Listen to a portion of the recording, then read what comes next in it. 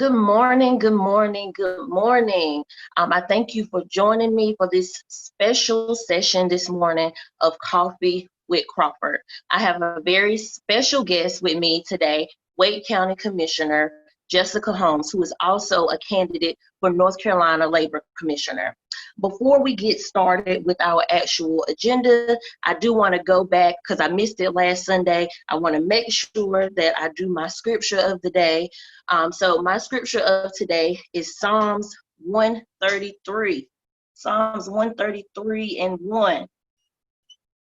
Psalms 133 and 1, which says, "Behold, how good and how pleasant it is for brethren to dwell together in unity."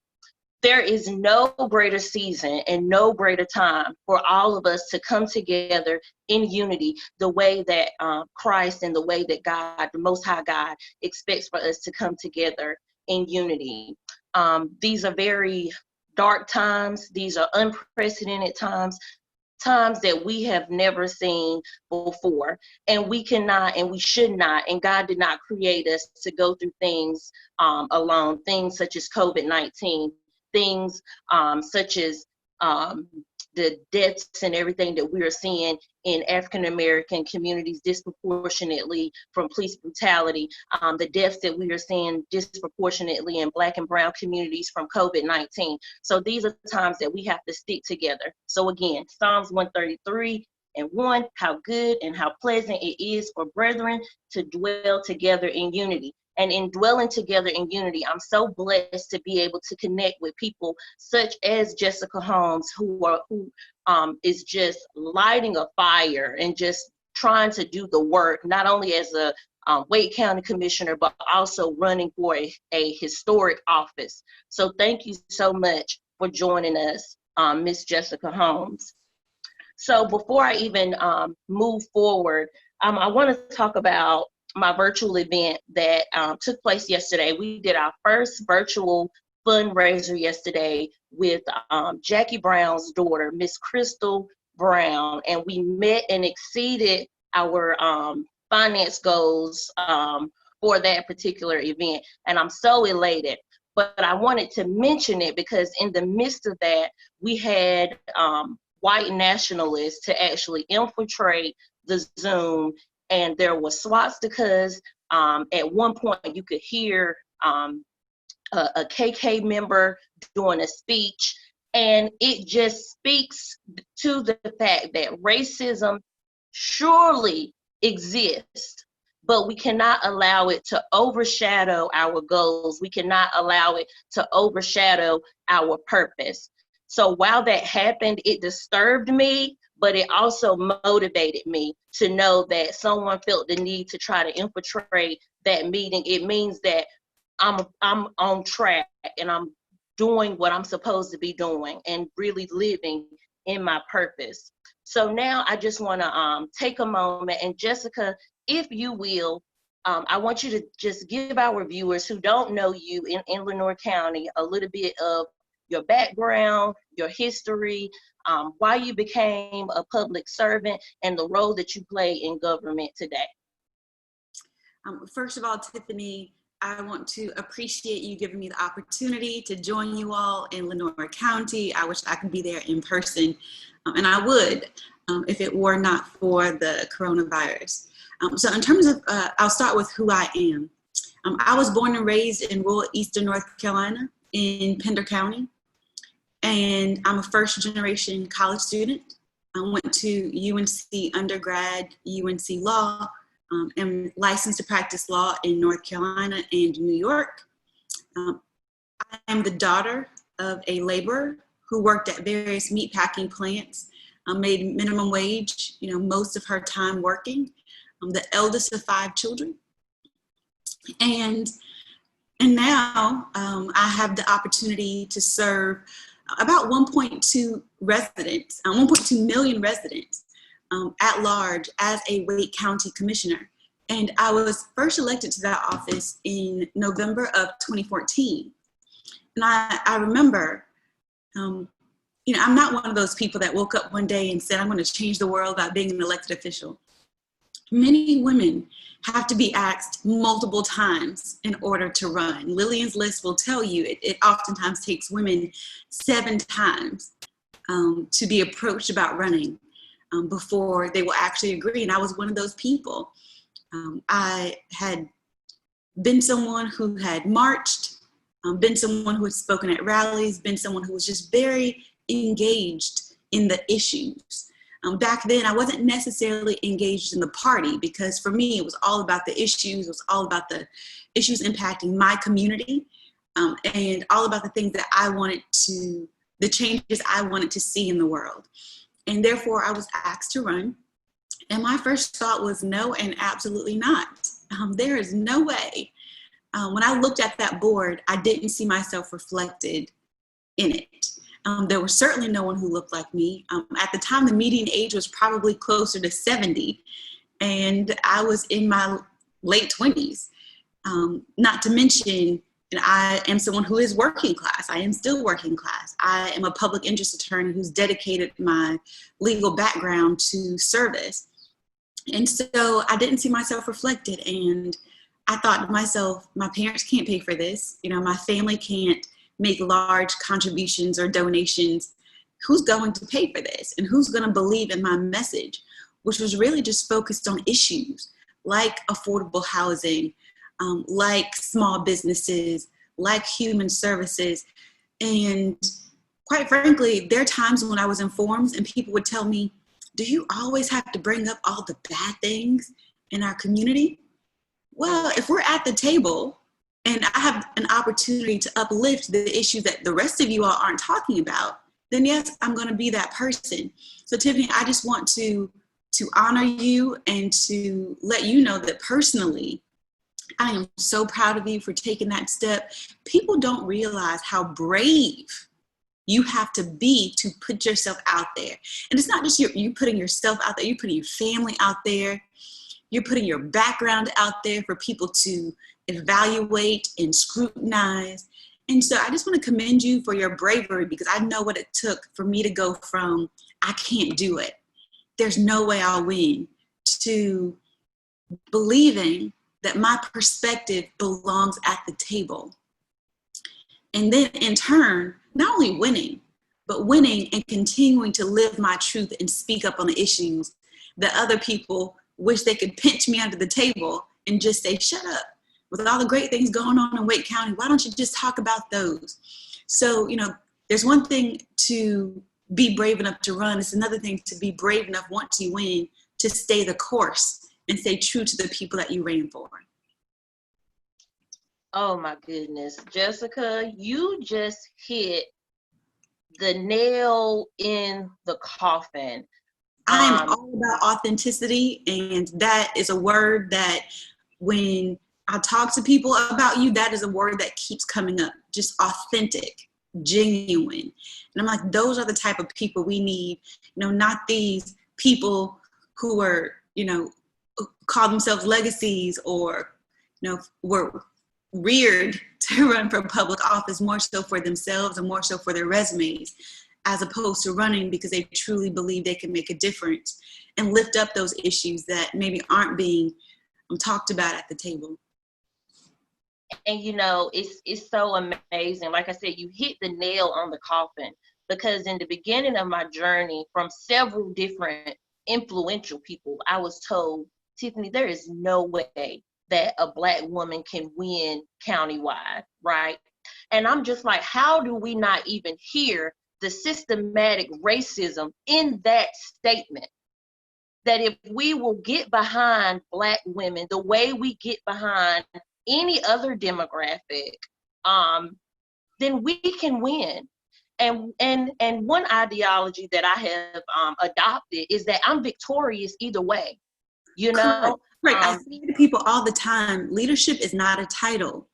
Leadership is not a position, let alone an elected position. I was engaged in service long before I became a commissioner, and I will be engaged in service long after I have this title or not. a service is something you do. It's not something that is reflected necessarily on your resume. Absolutely, absolutely. And our perspective is so necessary because not only, as women, we offer a different perspective anyway, but Black women offer another type of perspective, especially dealing with and seeing the issues in our community. And we're not saying that other issues from other communities don't matter. We're just trying to address the issues within our communities that have not been addressed. And just like you just said, people, basically want to pinch you on the table and say, stop talking about that, because they don't want to deal with the uncomfortability and the reality of the situations. So, and if we continue not to address the issues, then what happens? So I thank you so much for that. So I do want to move into my first question, and I appreciate everything. You just gave me a boost of confidence that I absolutely needed, because this journey is something else. Some days I'm like, what did I get into? But you going through it, and I have researched and I studied and I paid attention to some of the things that you have went through, even as a commissioner. I know you have had some moments, and I'm like, oh my goodness, she did the same thing that I would have done. You know what I mean? So I'm watching you, learning from you, and paying attention to you, and we appreciate your service and you going forward in this moment that you're going in. And I'm going to do everything I can in Lenoir County to make sure that you're our next labor commissioner as well. That's right. So my first question for you, Miss Jessica, is for our viewers that don't know, tell us exactly what the Commissioner of Labor does in North Carolina, and why did you choose that particular office to run for? I will note to you, one of the things that the Labor Office is most known for is the fact that the current commissioner put her photo in all of the elevators. So many people know the position as the elevator queen.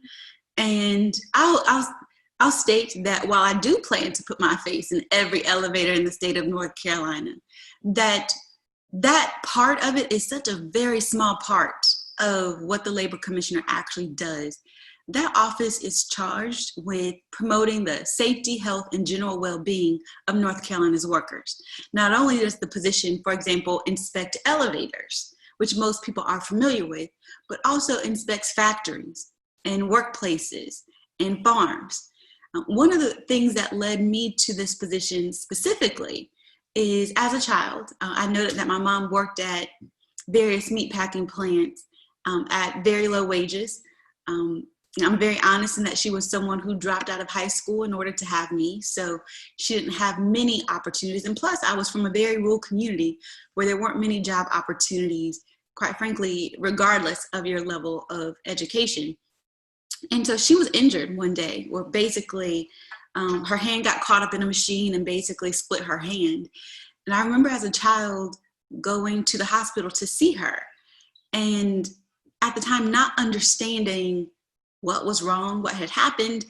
All I remember is, hanging out with her in the hospital room. And when it was time to leave, I was like, come on, mama, get out of the bed. Why are you still, sitting there? And I remember, being ushered out and being so confused as to why my mother was still in this hospital bed and not coming home with us. Of course, it would take many years for me to understand that it was a workplace injury, and many years to understand how people in her workplace were literally at times afraid to go to the restroom because they worked on assembly lines, and if you weren't there, your meat, maybe would have gotten backed up. And I started to learn and understand, the significance of even just having a break at work so that you can go to the restroom, the importance of making sure your machines that people are working with is safe. Making sure that, when people go to work with 10 fingers and 10 toes, that they come home with those same 10 fingers and 10 toes. And again, it took me a long time to realize that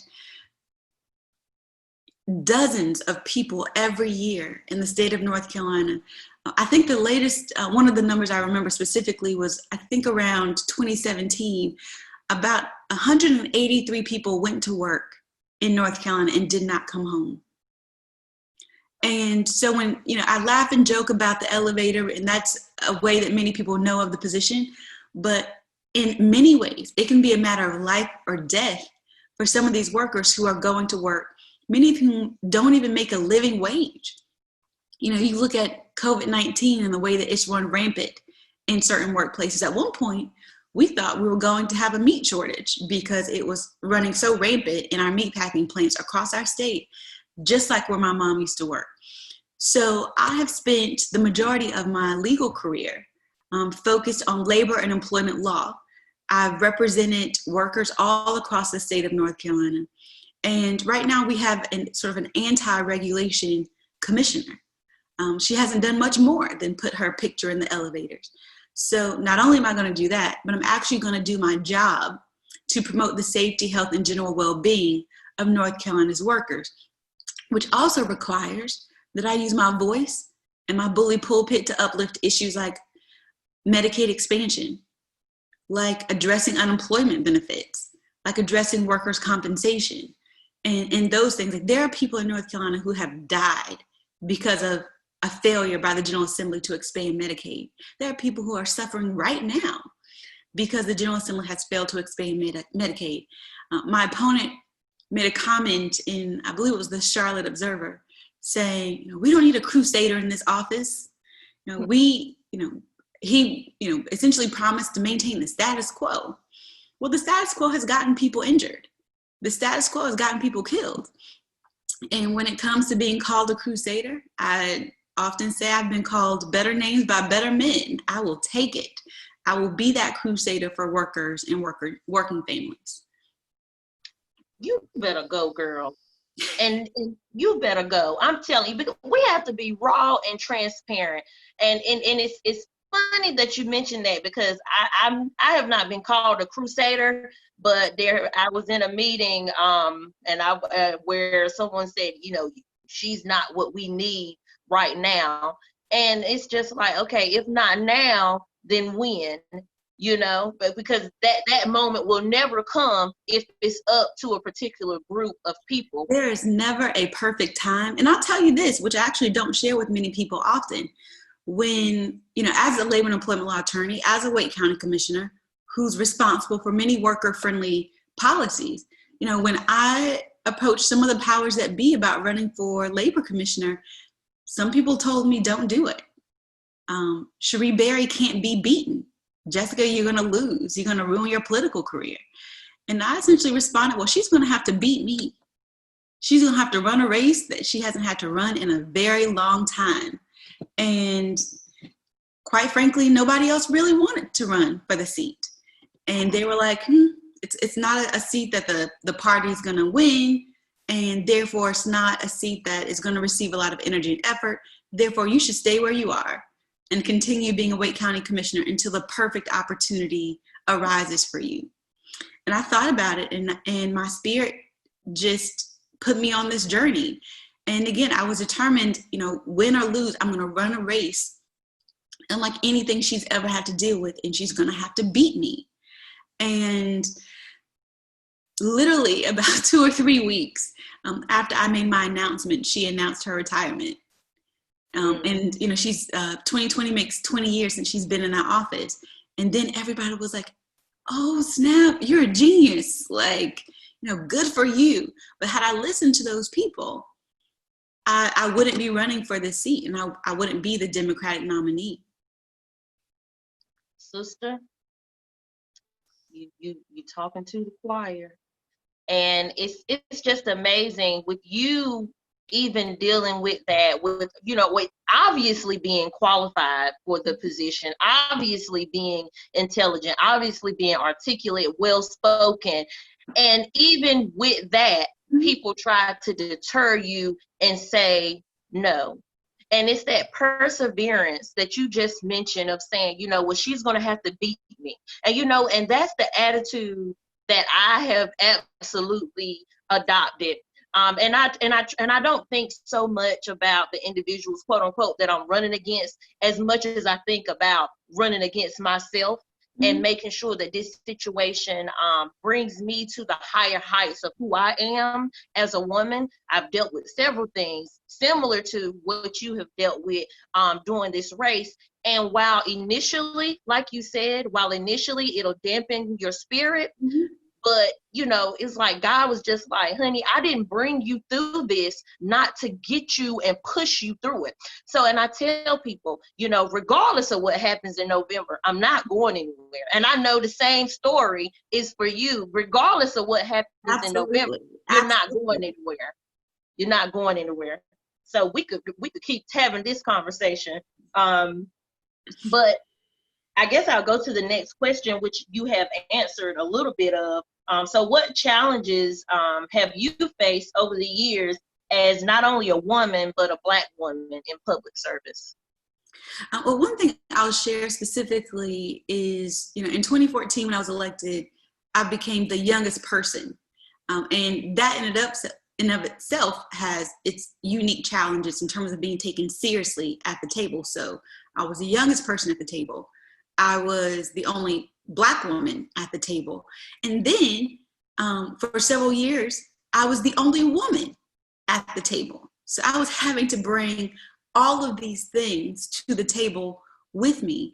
And one of the things I learned from those experiences is, you know, I always had the need to almost overcompensate and feel like I almost needed to pound the table to be heard. But it's taken confidence over time. It's taken, you know, being able to sit in my competence to know that my colleagues don't make me legitimate at the table. The people that voted me in make me legitimate at the table. And as long as I sort of keep my eye on those things, then everything else is a distraction. I'll also note things like fundraising. You know, oftentimes, and I had this conversation with now Representative Yvonne Holley, who I hope will be soon the first woman of color to ever serve as Lieutenant Governor in North Carolina. You know, we can't run a statewide campaign and win without funds. Without financial support. It's simply not possible. The least expensive way for me to campaign is to put gas in my car and drive. With the COVID-19 pandemic, that option is off the table. At least it is for any candidate that's sane. You know, some of those other folks are out there, you know, risking people's lives and not wearing a mask and still shaking hands and kissing babies.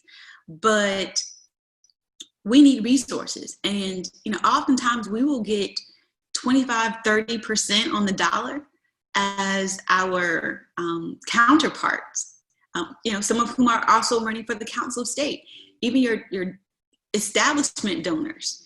You know, when you're doing call time, you can see what people have given to others. And you can see that we're getting a fraction of that amount, even from, you know, traditional donors. But every challenge, every obstacle, I consider it to be a part of the journey. And if I have to win this race $5 at a time, and my mama putting $20 in the envelope, my cousin putting $15 in the envelope, you know, every donation, every donor is a vote. And they have their vote has the exact same weight as that person who could give me $5,400. So in some ways, I've had to take it back to the basics and really just focus on people and really just focus on issues. And I tell you what, that has never steered me wrong.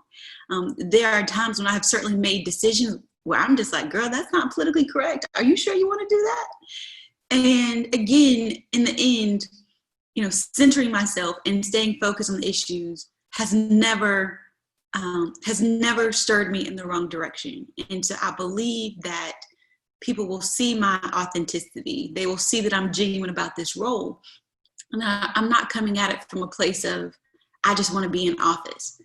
I'm led to this office because I know the impact that it can have on not only the lives of the person that might be injured, but on the lives of their children and their ability to go on and be successful. So challenge, obstacles. I just look at every test as a part of my testimony that helps me grow and helps me, quite frankly, serve even better, because it gives me a new lens and a new perspective so that I can relate to people that much better.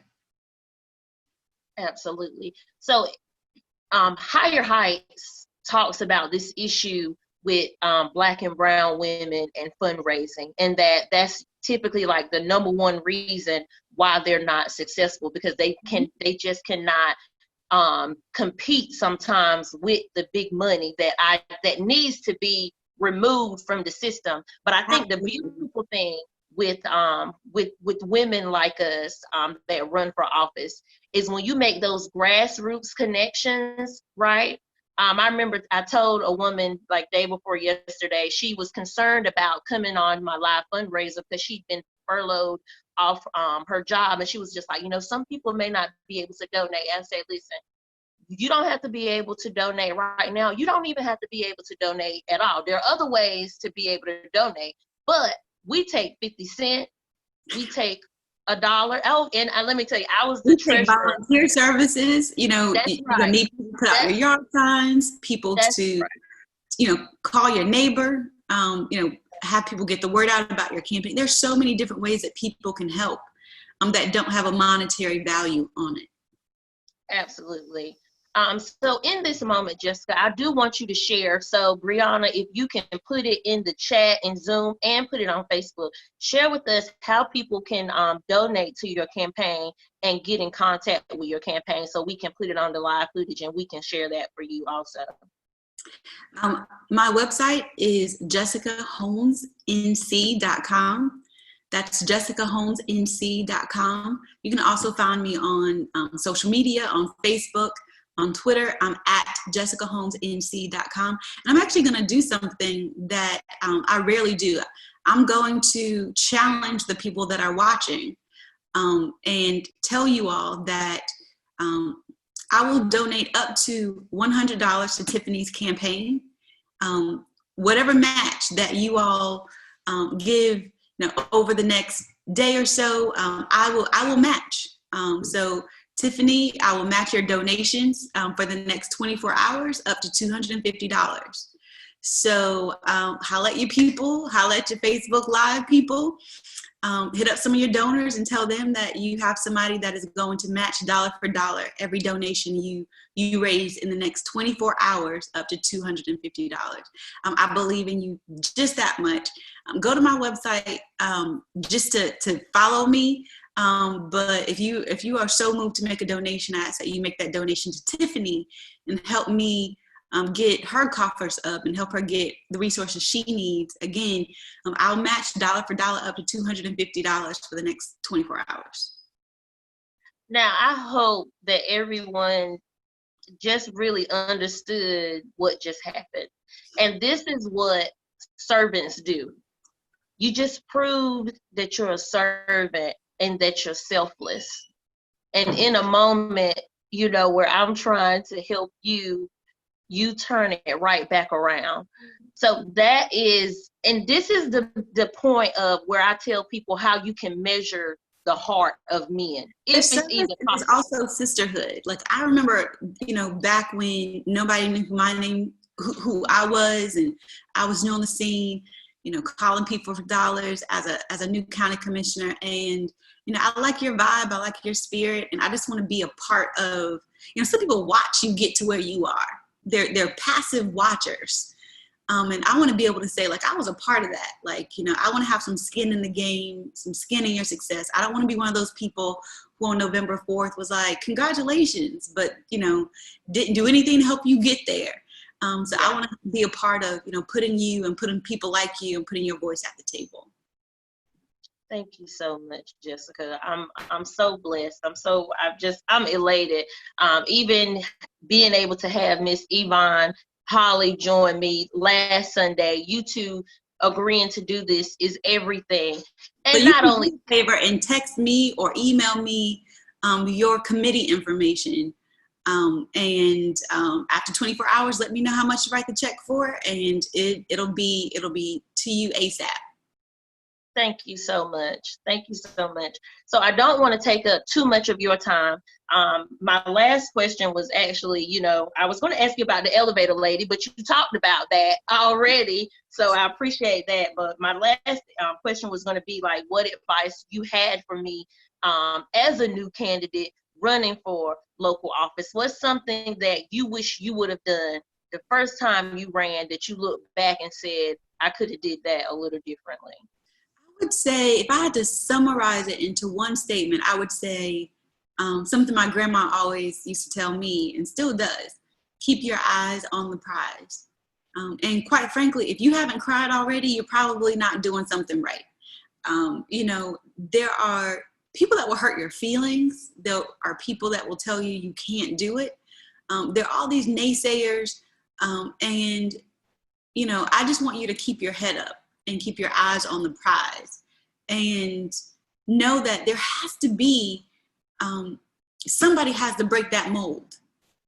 Somebody has to be, the first, or somebody has to, be that person that takes a chance. If Barack Obama didn't take a chance, we would not have had a Black president. I always encourage people, have the audacity to believe in yourself and be able to tap into your inner core, because you're going to need it. Like, I am sure that people told Martin Luther King Jr. to sit down. I am sure people told Barack Obama to sit down. I'm sure there were people who told Eva Clayton, who was the first Black woman to successfully win a congressional seat in North Carolina. I'm sure there were people that told her to sit down and that she couldn't do it. Just know that is a part of the journey. And Jessica, can you hear me? I think we're having some technical difficulties. yes, I can hear you. It does look like you might be frozen, but I can hear you just fine.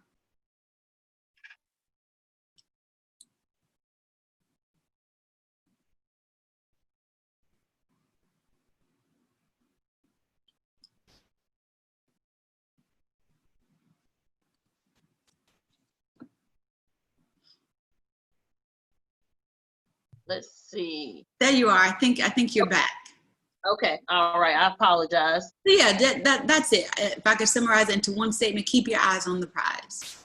It's like, have the audacity to chart your own path and not let others tell you where you fit in, or to wait your turn, or it's not the right time. I can promise you, there is never a perfect time to run for public office. There just isn't, but there's always a right time to stand up for what you believe in. Absolutely. So do you have any closing remarks or comments to the viewers as we get prepared for November, some type of call to action on why they need to make sure that they have access to the ballot this November? Oftentimes people will ask me questions like, how should I vote? We have 3 options this year. We have absentee ballots, we have early voting, and we have election day. I don't care how you vote. I just need you to vote. If you are afraid of voting in person, then right now you can request your absentee ballot. If you're not comfortable putting the absentee ballot in the mail, you can drop that off at a poll site. But you can go ahead and request it, drop it off at a poll site, hand it in yourself. Early voting, if you're going to do that, make sure that you are prepared. Have your mask on, have your hand sanitizer in the car. But again, I don't care how you vote. We just need you to vote. I anticipate between number 45 and the GOP,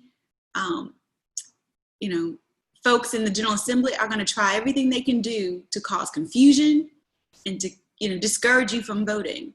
But, don't let the death of people like the late, great Congressman John Lewis be in vain. Like, if they can get beaten up, if they can have dogs sicked on them, if they can go through what they went through in the civil rights movement, then we can go on our phones and request an absentee ballot and make sure that our voice is heard and that we are counted. Because quite frankly, they're counting on the fact that you won't. So true to my country background, I double dog dare you to defy the odds and vote. You all heard it first here at the Coffee with Crawford session. Miss Jessica Holmes just said she double dog dare you Double to dog dare you. the odds. This is not a season for us to sit on the sidelines. Your life is on the ballot. Literally, we heard Miss Jessica talk about people literally dying because we don't have Medicaid expansion right now. People are being disproportionately impacted by COVID-19. Everything dealing with local government to state government to the federal government, your life is on the ballot, and we have to make sure that, like she says, we defy the odds, and let's not do what's expected of us this November. This has been Coffee with Crawford. I appreciate you all so much. Miss Jessica, thank you so much for joining me. I will be in contact with you as people match these donations, and I look forward to you being our next labor commissioner in the state of North Carolina. In his name, amen.